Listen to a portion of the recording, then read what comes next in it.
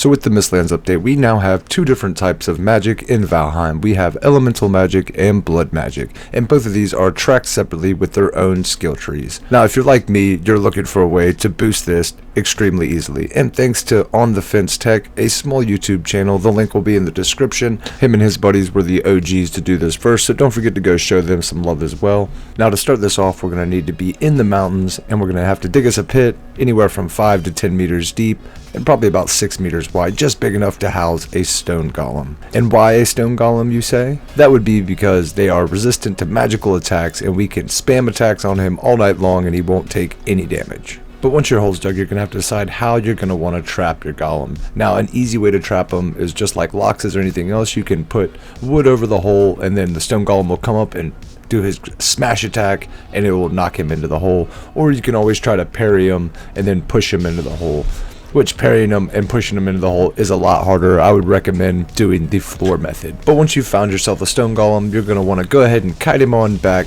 to your trap. Note to self, you better eat some good health food and stamina food, because if you take some licks, you're going to want to be able to take more than one, because these guys hit pretty hard. Now, I did decide to go with the floor method here, because it turned out to be easier. I tried to parry him in there for about 5 minutes before I gave up and came back and just put floors over, because it was a lot easier that way. But now that he's in the hole, you're good to just go ahead and start spamming attacks on him, which will work just fine. But since we're not prepared, our Eider is kind of regenerating really slowly. So the first thing you would do if you were doing this on your server is build yourself a little encampment right here around it with a portal and a workbench and a fire.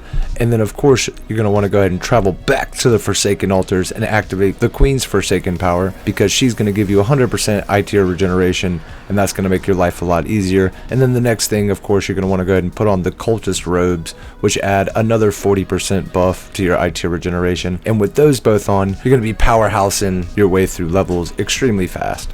And of course, don't forget to take the proper magical food, which right now I'm eating Yggdrasil porridge and magically stuffed mushrooms, which is giving me over 100 plus mana right now, which is plenty to sit there and train on.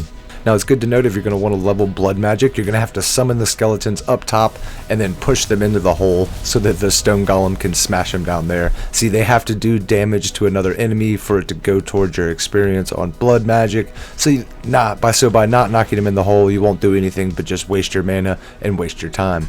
But hey, if you guys got something from this video, don't forget to hit that like button, comment, do all that good stuff, and subscribe for more Valheim. I appreciate you watching, and with that all said, I'll catch you folks in the next one.